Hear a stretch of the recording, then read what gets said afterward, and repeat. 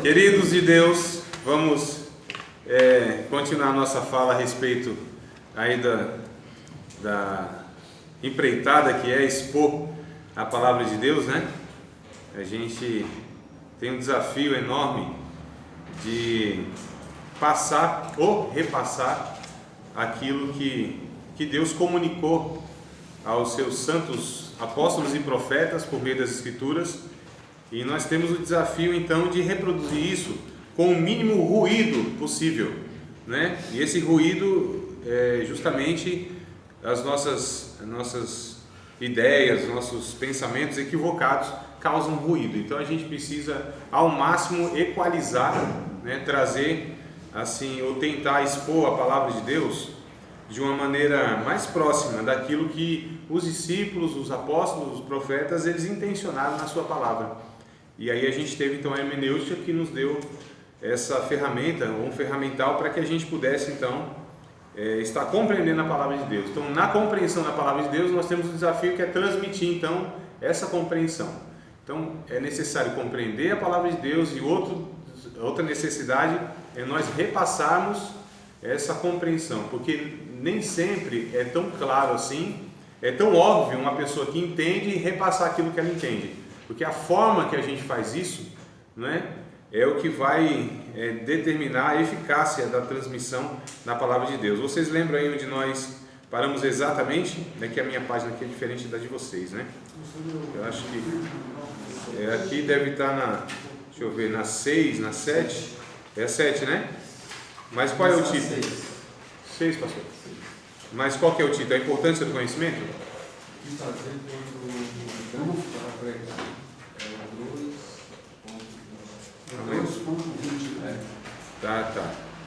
Tá. É que a minha aqui é a 7. É a 7, exato, né? Então 2.20, que fazer quando convidado para pregar em... Aí nós vamos ver aí. Gilead, conseguiu achar aí, meu irmão? Conseguiu, os irmãos? Vamos acompanhar a leitura. E semana que vem eu passo esses 2 videozinhos, tá? O varão de Deus aí vai me ajudar na conversão do arquivo, para a gente passar para vocês aqui, mas não interfere em nada não. A gente vai dar continuidade ao que a gente está falando na semana que vem também, e aí eu vou trazer, posso até adiantar, o conteúdo que eu ia passar para vocês é justamente, os 2 videozinhos, justamente sobre a importância da linguagem que a gente usa, e o outro é justamente que o rapaz, depois vocês vão ver, né, no vídeo, que o rapaz, ele... Claro, meu irmão. Sim. Pegaram de outra matéria, foi? Isso. É o desejo de continuar estudando a matéria passada. Então, o rapaz que não teve objetivo, não sabia nem para onde ir, né? Não tinha propósito nenhum, não tinha texto nenhum. Então vocês vão perceber isso no vídeo. E nós discutimos semana passada, o que ficou na mente de vocês, irmãos, da semana passada? Quem assistiu, não estava, mas assistiu o vídeo, e os demais irmãos aí, o que ficou gravado na memória de vocês da aula passada? O que mais te destacou, assim, te trouxe, sabe? Você falou, opa, olha, só não tinha percebido nisso, ou isso aqui, para mim foi algo assim, foi o que ficou marcado da aula passada. Irmãos, assim, meio minuto, coisa rápida, uma saudaçãozinha, um beijo na flor. Para mim foi aquela coisa que você falou da consciência, que é o Salmo 19, repetição. Tá, as formas que Deus, os meios que Deus fala com a gente. Isso mesmo. Variados, né? Os meios variados. Amém. Teve um que eu li, mas não entendi muito, mas... Tá, mas é ótimo, já sabe que Deus fala de muitas maneiras conosco, né? Sim. Dia a dia. Não, ele focou isso daí, foi bem através dos sonhos. Se tornam bem mais... que sumiu, né, esses tipos de formas de falar, sumiram principalmente através dos sonhos, sumiram um pouco, não sei se é por causa da dureza do coração, acho que a falta de intimidade, sumiram bastante. E como antes também falavam muito os profetas, né, os profetas falavam com Deus, falava com os profetas falavam através para o pessoal que estava lá. Eu achei bem interessante, André, que um dos dons espirituais é o de revelação. É isso. Deus falar com o homem e o homem falar pro pessoal. Mas qual que é uma coisa? Isso ele está falando do Antigo Testamento. Isso. Qual que é a Não nos dias de hoje. Sim, também. Qual que é a diferença desses dons? Um é o dom espiritual e antes era o profeta. É o mesmo dom, no caso. É o mesmo dom. Vamos lá, calma aí, vamos devagarzinho. Vamos primeiro tentar compreender essa questão. Dom de revelação não é um dom, tá certo? É uma classificação de alguns dons.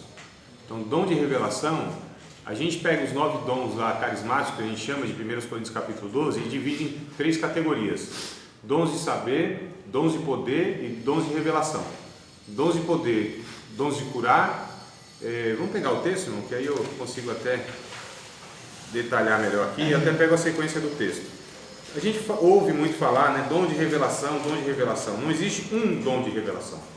Existem dons que eles entram na categoria, 1 Coríntios capítulo 12, eles entram na categoria de revelação, porque trazem, né, aí elucidações. Então, capítulo 12, versículos de número 8, o dom de revelação são esses 3 aqui, ó, os dons de revelação, que é palavra de sabedoria, a palavra de ciência, né?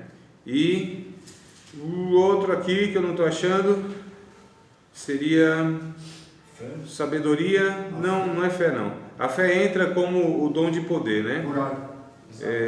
Calma aí, irmãos, vamos devagarzinho, que até eu aqui estou tentando achar. Então, dom de palavra de sabedoria, ciência da palavra.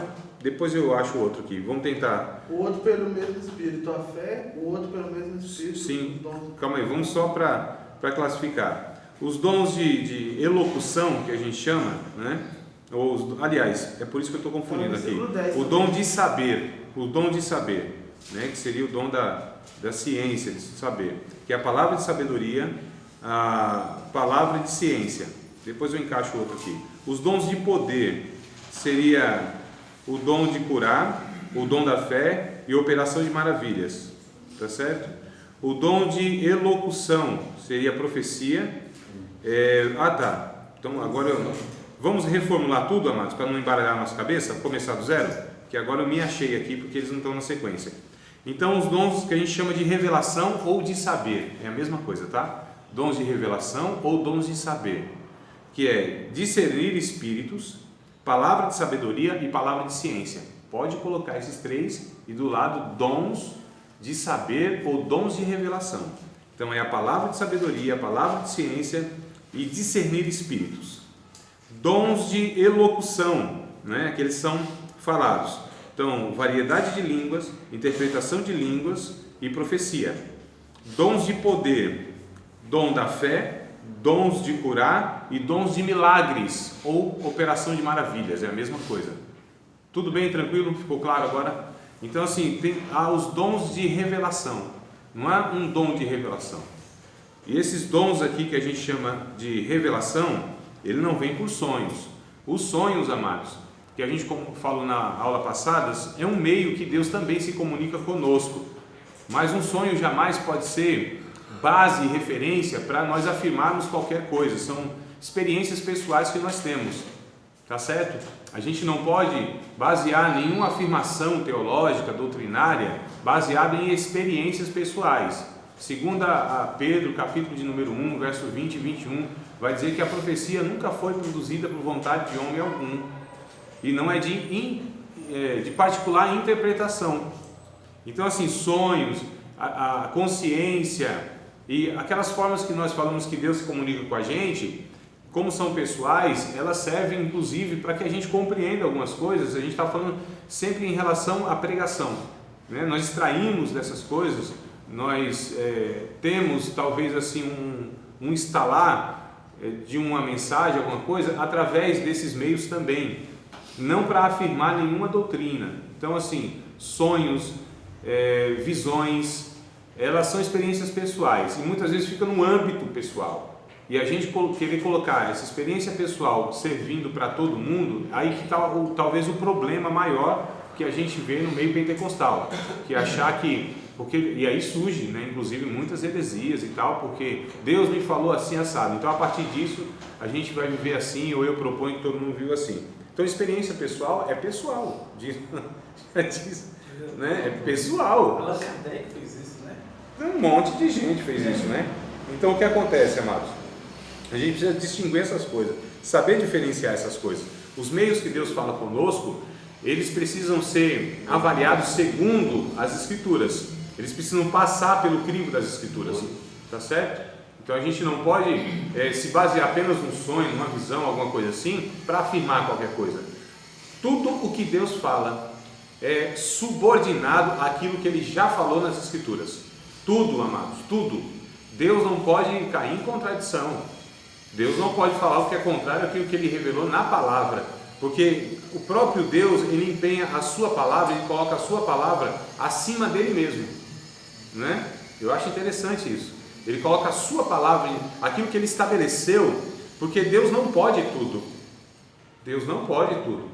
Deus não pode ir contra a sua palavra, Deus não pode mentir, né? Deus não pode revogar um decreto.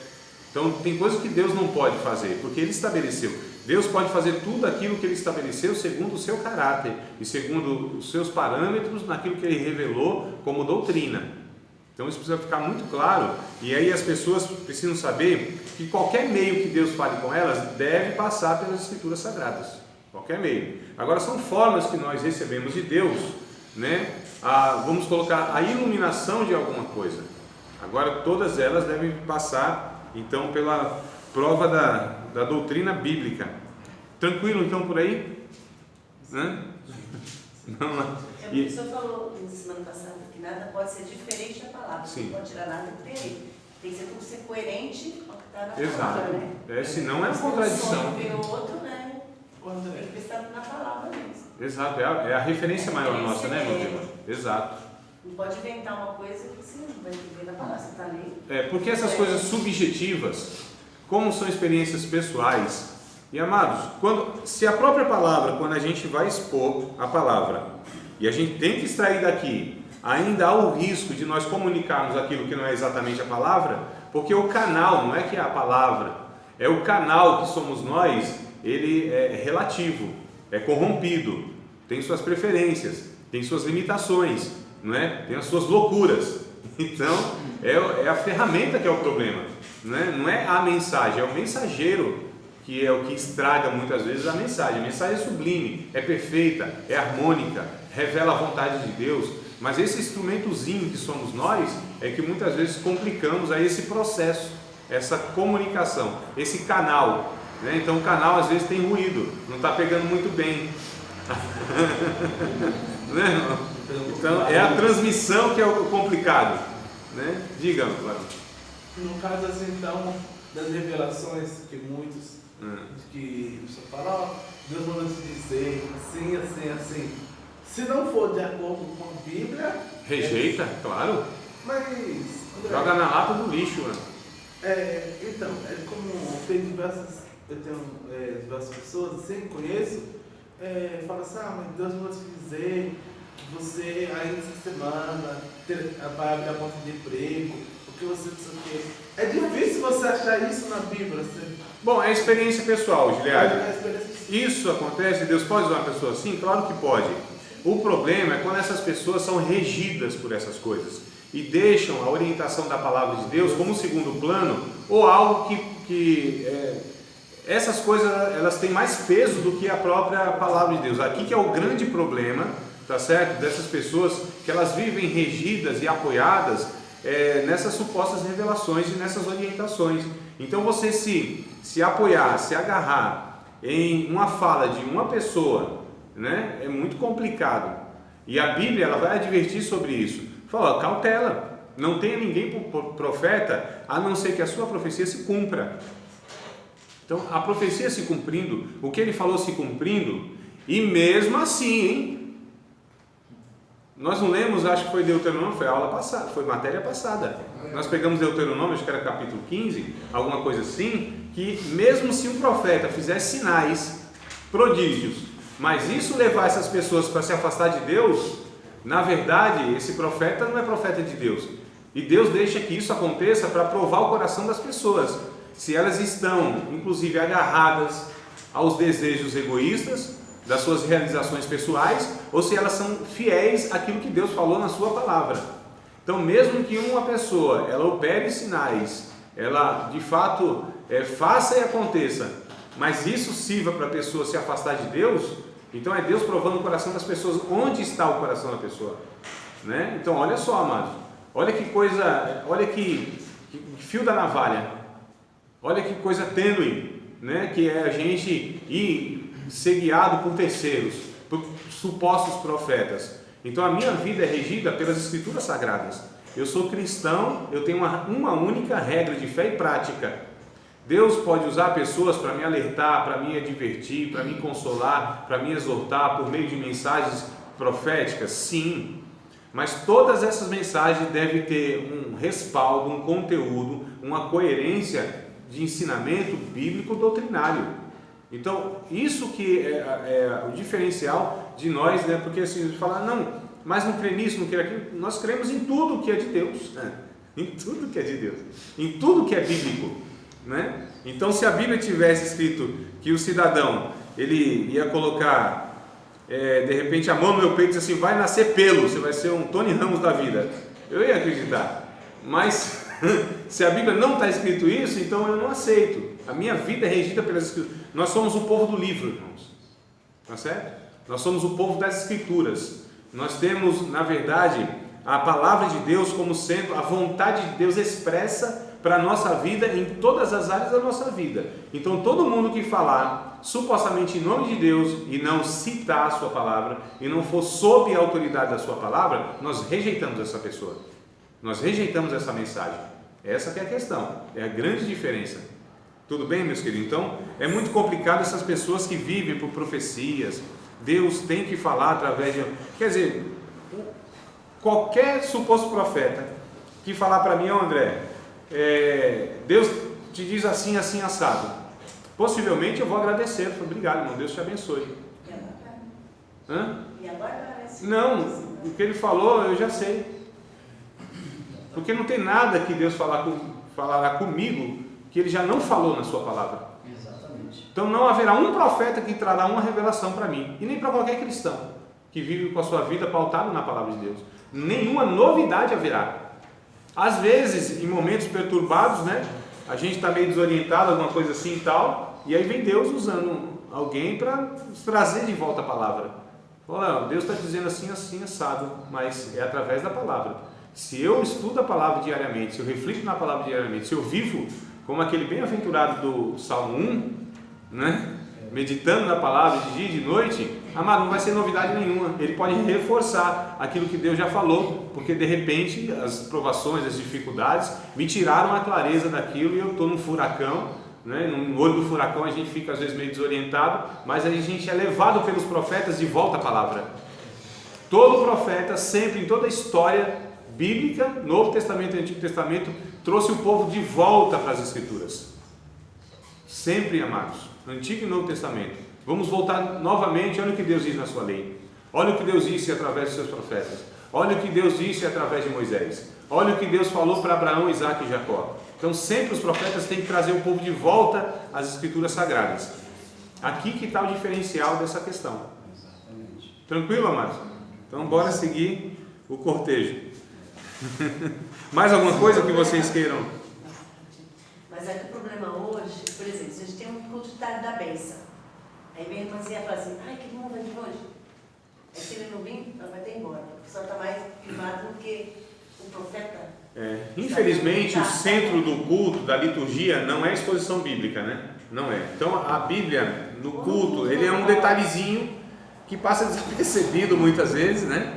Então a gente tem aquele culto chamado Martinho da Vila, canta, canta minha gente, né? Que a gente dá uma grande prioridade para as músicas e essas supostas operações de Deus. Eu estou dizendo suposto, irmão, porque tem, mas também não nem tudo que tem é de Deus. Então a gente precisa ser maduro em saber discernir essas coisas, né? Tem, mas nem tudo é de Deus, então calma aí. E a gente não se apoia nesse negócio porque isso é passível de erro, né? Agora sim, a palavra é um detalhe, não é o momento mais esperado do culto onde Deus vai falar conosco através da exposição da sua palavra. Então, eu não negligencio o louvor, mas a gente fala assim, mas Deus também fala através do louvor, o louvor é tirado da palavra. se for, né? Então, Se for uma música bíblica, sim. Mas por mais que seja, é diferente de você pegar a palavra. Muito Deus, diferente. Não substitui, entendeu? aliás. Não substitui, E as meu pessoas irmão. não entendem isso, que não substitui. Por mais que seja Deus fale, mas Deus quer falar mais, entendeu? Mas Deus fale um pouquinho através do louvor que dura 3, 4, 5 minutos no máximo.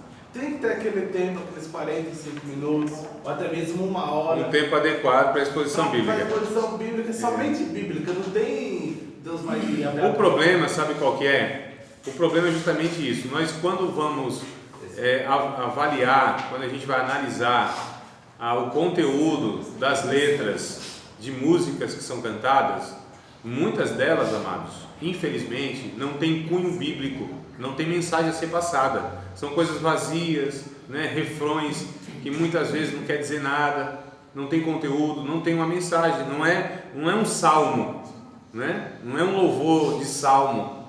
Então a Bíblia diz, olha, cante entre vocês salmos, cânticos espirituais, cantando e salmodiando com graça no vosso coração. Mas a gente percebe que cunho bíblico, nossa, se nem muitas vezes a pregação, ela é de fato uma pregação bíblica, imagina as músicas, né? Mas uma coisa não substitui a outra. Então a música é um momento de gratidão, é um momento de quebrantamento, é um momento de elogios a Deus, de louvores a Deus, né? De glorificação a Deus. E a palavra é outro momento, é onde Deus fala com a gente, é onde a gente é edificado, orientado, desafiado, confrontado, alimentado, né? Então uma coisa, ela não substitui a outra, então elas se complementam. Agora, lógico que a pregação, irmãos, a gente tem, as nossas liturgias, elas estoaram muito daquilo que sempre a igreja foi. Essa liturgia que nós temos hoje, ela vem de 1700, do ano 18 ou 19 para cá. Toda essa liturgia que a gente tem, né, de muitas músicas e tal, a igreja orava e ouvia a palavra, orava e ouvia a palavra. Eu nem estou dizendo que está de todo errado, só que a gente parece que não conseguiu dosar direito isso. A gente foi substituindo, introduzindo demasiadamente uma parte e em detrimento da outra. Então o período de oração parece que não faz mais parte do nosso culto a Deus, né? A busca, né, pela presença de Deus no ambiente parece que não faz mais parte do culto. Quando a gente quer desafiar o povo, vamos orar, geralmente é antes do horário do culto. Então, como assim? Então liderança está mostrando ao povo que a oração não faz parte do culto? Tem que ser no horário antes? Porque não pode tomar o tempo do louvor? Né? Então nós fomos assim modificando as coisas e tirando aquilo que era prioridade. Então o que a igreja fazia quando se reunia em toda a história? Em toda a história da igreja do Antigo Testamento e a igreja do Novo Testamento, se reuniam para confessar os seus pecados a Deus, orarem a Deus, né? E estudar as Escrituras. A igreja em toda a história de Antigo e Novo Testamento sempre teve essa postura, sempre, tá certo? E eu nem estou dizendo que não se pode introduzir algumas coisas. Agora calma lá, irmãos, uma dosagem bem equilibrada, não é? Mas vamos voltar aqui para a questão então da própria pregação e tal, só para a gente perceber que tem coisas aí muito esquisitas e a gente precisa estar repensando, tá bom? Com certeza. Não é? O que fazer quando for convidado para pregar e aí a gente vai discutir então esses momentos distintos, né? Congressos e confraternizações. Nesse caso, os assuntos são apresentados pelos organizadores do evento. Para o pregador, o desafio está em desenvolvê-lo. Tenha intimidade com Deus para transmitir exatamente o que Ele quer falar. Ele, Deus, né? Tá bom? Quase toda pesquisa serve como base para sermões.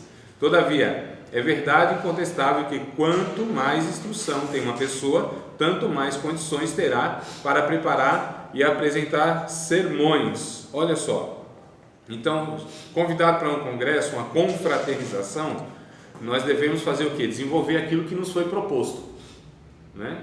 Então foi nos dado um tema, foi nos dado um assunto, a gente precisa desenvolver aquilo. Então, né, se tiveram um propósito, possivelmente oraram a Deus e buscaram a Deus lá, e não queira dar uma de profeta e mudar tudo.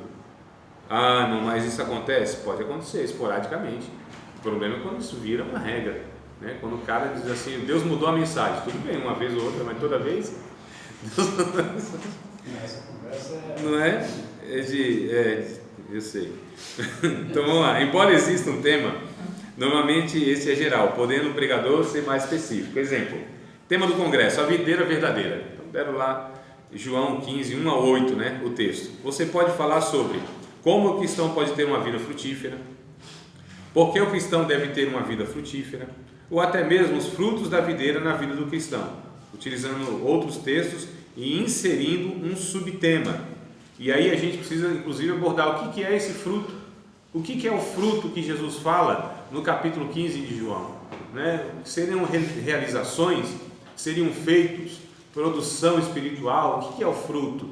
E aí a gente poderia então extrair desse tema geral, né, que nos foi dado, ou que o texto apresenta a priori, você extrair, mas sempre na coerência com aquilo que Jesus quis transmitir ali. Então eu posso trazer aspectos ali do texto, mas que gire em torno do texto, que não saia dele.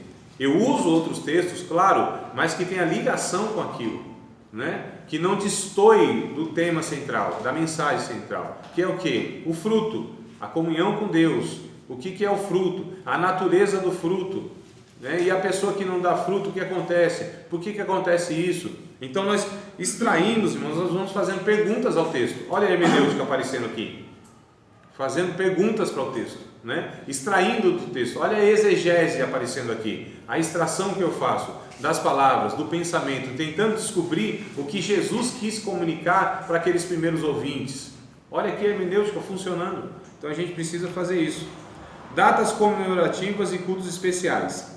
Situações onde o assunto é uma explicação do momento. São cultos realizados em virtude de acontecimento específico na igreja local. Aí a gente vai ver aqui, dentro dos cultos especiais podemos destacar. Tem casamento, não é? E aí, irmãos, o expositor, o pregador, o mensageiro da palavra, eu não sei se foi aqui que me perguntaram ou se foi em outra ocasião, sobre crianças pregarem o evangelho. Foi aqui não? Não, né? O que eu pensava sobre crianças pregar, né? Eu falei assim, ó, eu acho muito ruim, por alguns motivos. Entre eles, o mensageiro, ele precisa se identificar e ele precisa falar com propriedade daquilo que ele vai transmitir, né? Ele precisa ter uma experiência com aquilo que ele vai transmitir. Ele precisa de fato, amados, viver aquilo. Então uma criança, para ter experiência, para aconselhar um casal, para falar de dramas humanos, de angústias da vida humana, de situações diversas, que ela nem de longe compreende, eu acho muito complicado. Isso é o primeiro ponto, talvez o principal, né? Então nem é qualquer adulto que deve transmitir a palavra de Deus dessa forma. Imagina uma criança, não é qualquer adulto, tá certo? No que a gente está tratando aqui, do expositor oficial, não estou falando de evangelização, não é isso. O expositor oficial não é qualquer adulto, é aquele que de fato tem um chamado de Deus, e além de ter um chamado de Deus, é uma pessoa que é preparada para aquilo, que se prepara para aquilo.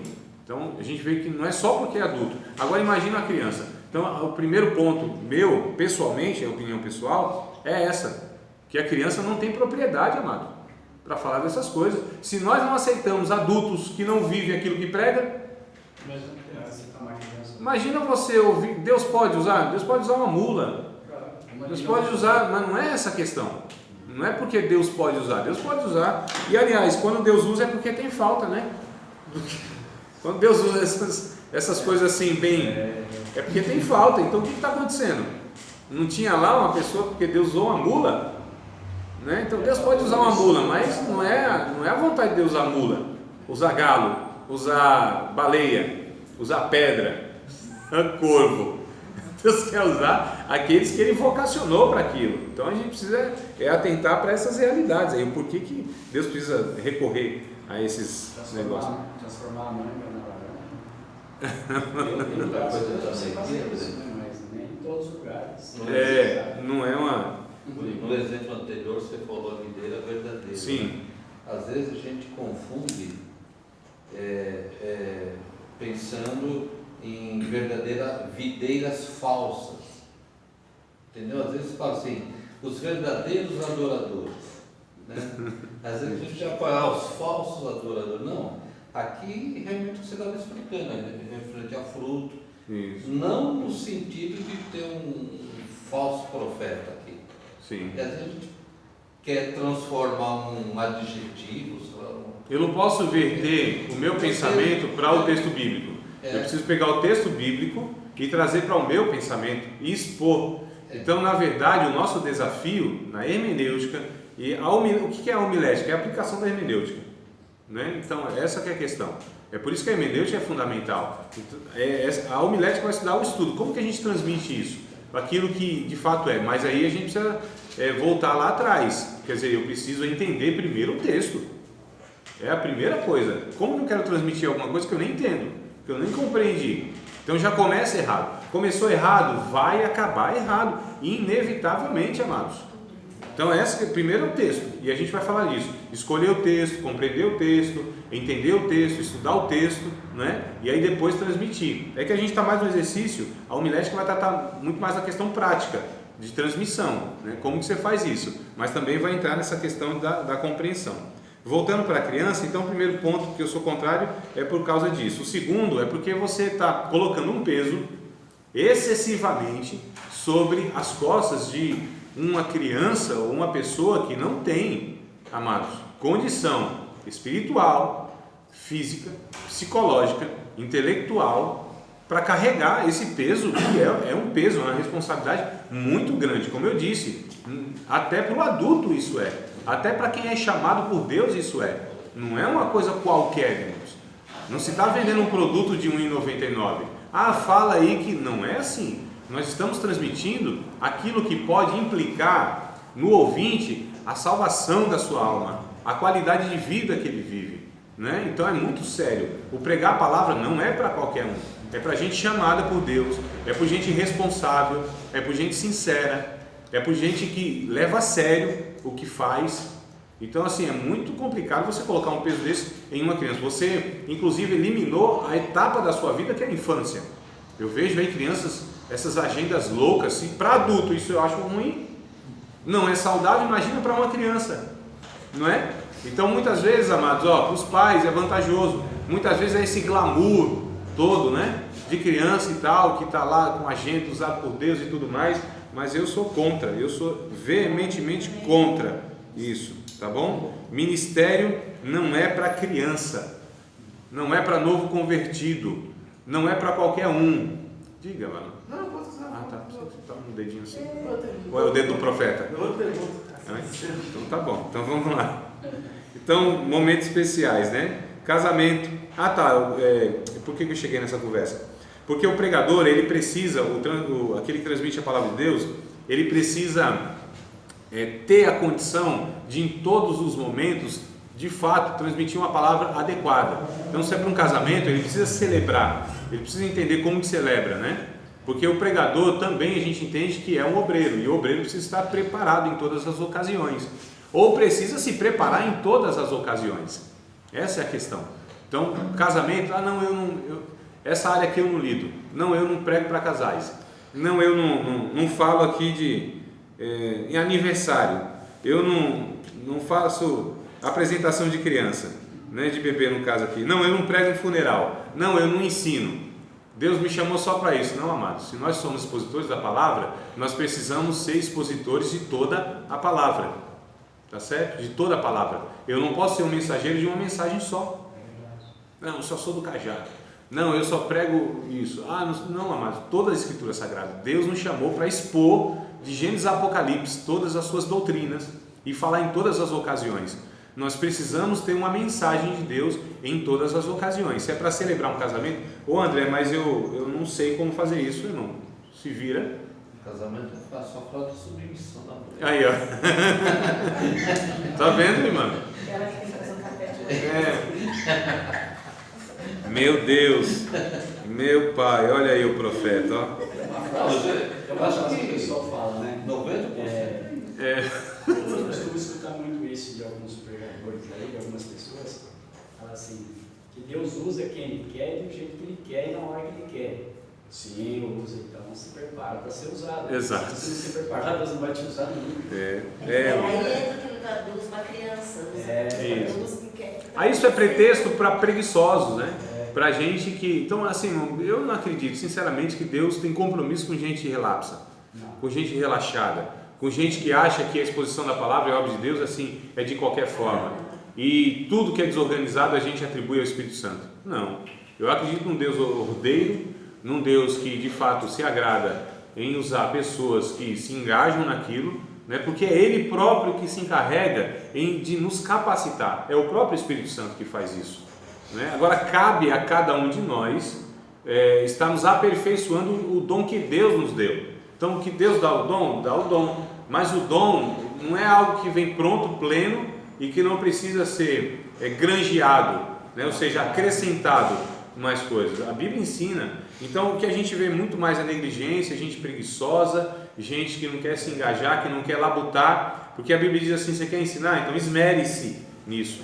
O esmerar-se, irmãos, o servo de Deus talvez vai entender, o esmeril, né, que desgasta ali a peça. Então é esmerar-se, é se desgastar nessa árdua tarefa que é da pregação. A pregação, de fato, é um trabalho árduo, não é uma coisa assim, como eu vou falar, sem esforço nenhum. Não, amado, deve ter muitos esforços, sim.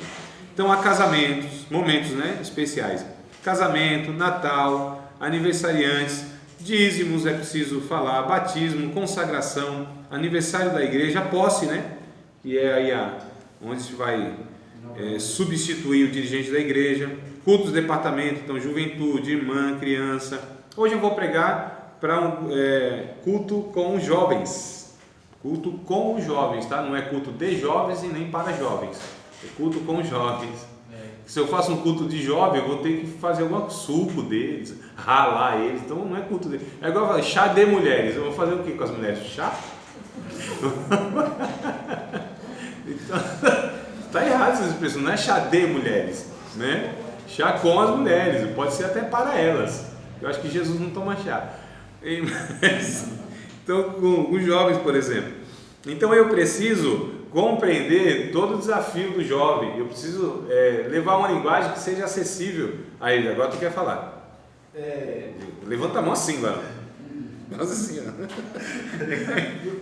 No caso das crianças, qual é a linguagem na faculdade de estudo para lidar com juventude, com adolescentes, com as crianças? Faixa tem uma etária. linguagem. Sim. Cada faixa etária tem uma linguagem. Método. Tem um método, a gente muda a forma de falar para lidar com as crianças, Claro. de uma forma mais manhosa e tal. Na forma do pregador, lidar com as crianças. As crianças, entre aspas, que nascem de 2, 3 anos, 4 anos, é um culto de criança.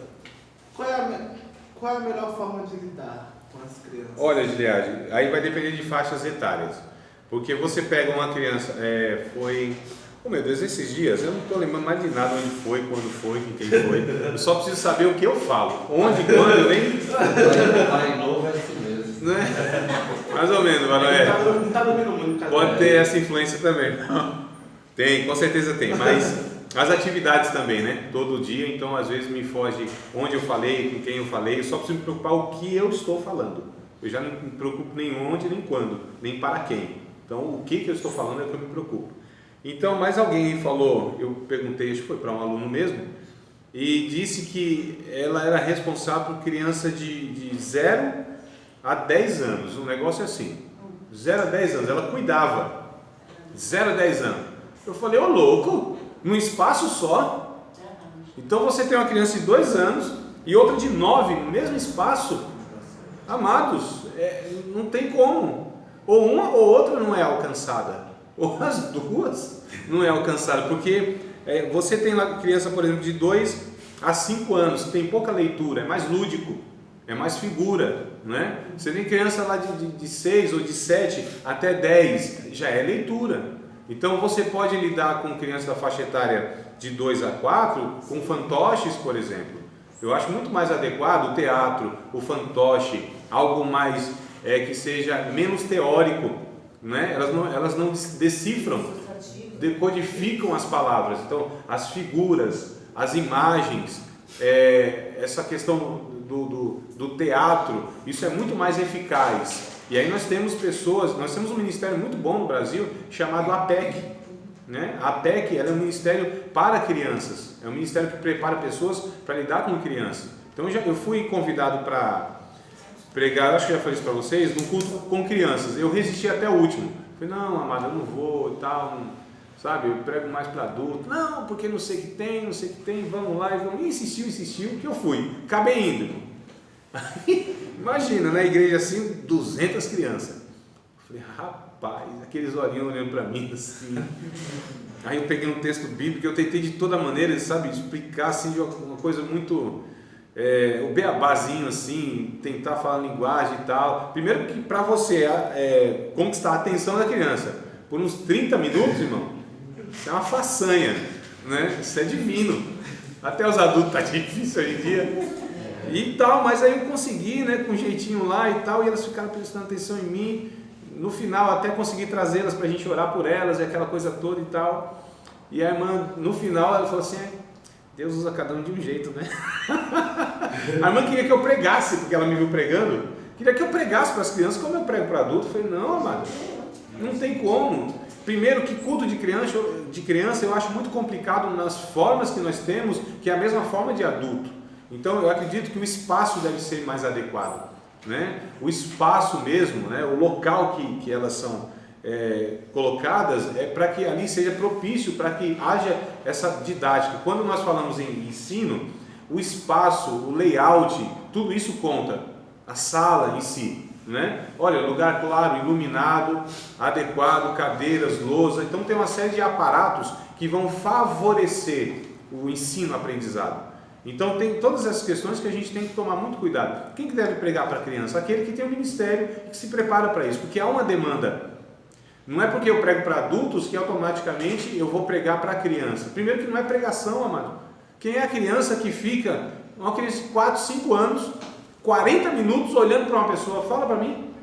Nós fazemos isso nos nossos cultos e isso é uma covardia com a criança, cheio de vida, cheio de hormônio, cheio de energia, cheio de saúde. Você quer que ela fique 40 minutos sentada no banco? Para a gente é difícil, não é? Coloca todo mundo na frente. O pastorzão já coloca todas na frente, assim, ó. Que é para ficar olhando para elas assim. E elas, coitadas, assim, olhando, né? Então, a mensagem não comunica para elas. Elas não entendem nada por nada. Então, elas precisam ter um local adequado. Então, assim, quando a gente fala culto com departamentos, juventude, irmãs, crianças, etc. Então, quem vai pregar para a criança, que seja uma pessoa que se prepara para isso, que tem um ministério para a criança, né? Que saiba alcançar e que a igreja tenha adequadamente aí esses trabalhos que sejam adequados para ela. Então, assim, voltando para o jovem, que talvez seja jovem, que já parte para adulto, né? Então, hoje, por exemplo, vou pregar para os jovens. Então, eu preciso trazer uma linguagem que eles compreendam, que seja a realidade deles.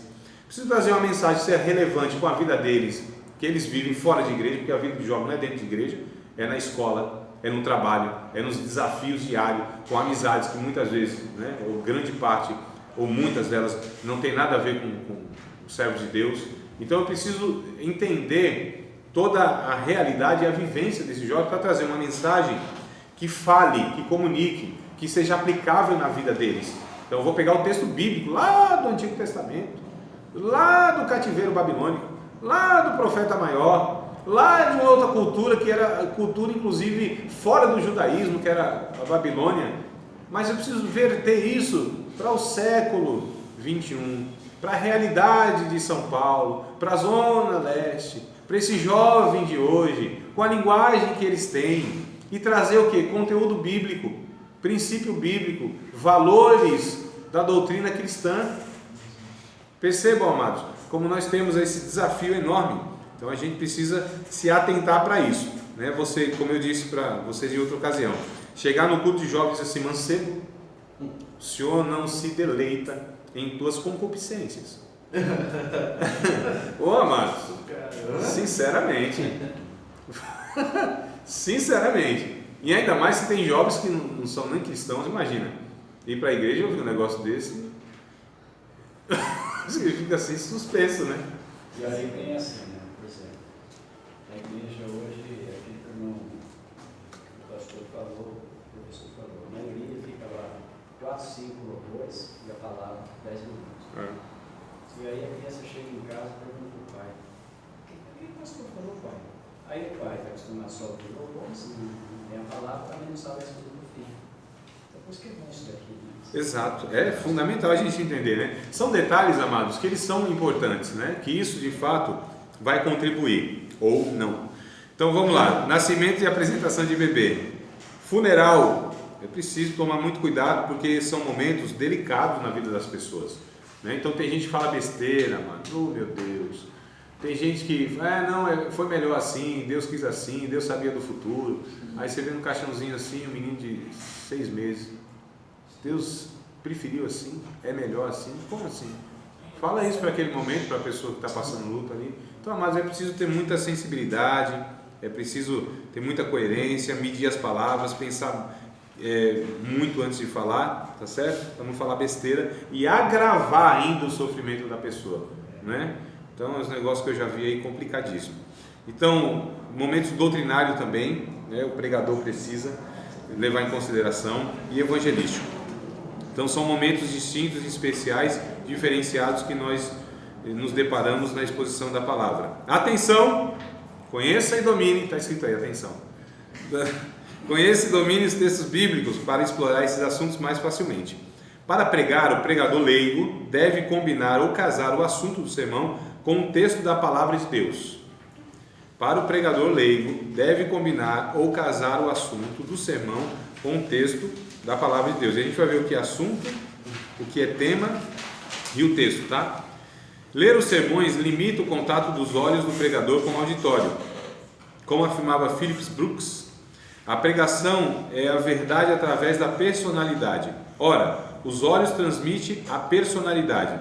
Assim, qualquer coisa que interfira com o contato dos olhos do pregador impede que a personalidade seja bem sucedida e interfere na pregação. Lembra da aula passada que nós falamos que nós temos que nos dirigir e nós temos que falar com os irmãos como o Espírito Santo fala?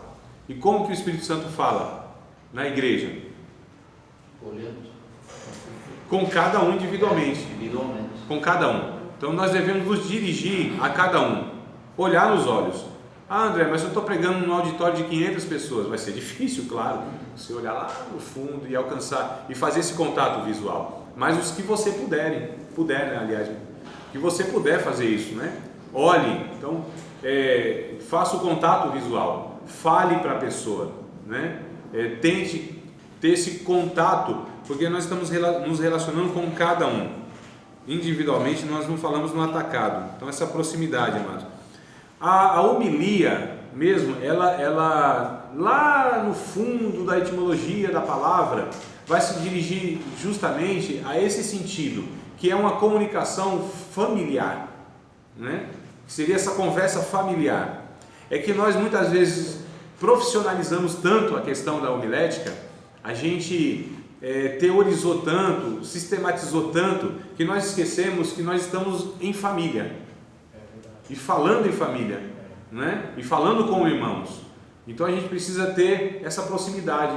Muitas vezes, irmãos, se dirige de um jeito tão formal às pessoas, se fala de uma forma tão fria, sem de fato se comunicar com a pessoa no sentido pessoal, né? Uma questão tão mecânica, tão teórica, palavras tão técnicas, que fala, nossa, que coisa gelada, fria, não passa sentimento, eu não me compadeço, não há sensibilidade naquilo. Então a gente precisa ter esse cuidado aí, se dirigir às pessoas, olhar para as pessoas e de fato se preocupar com as pessoas.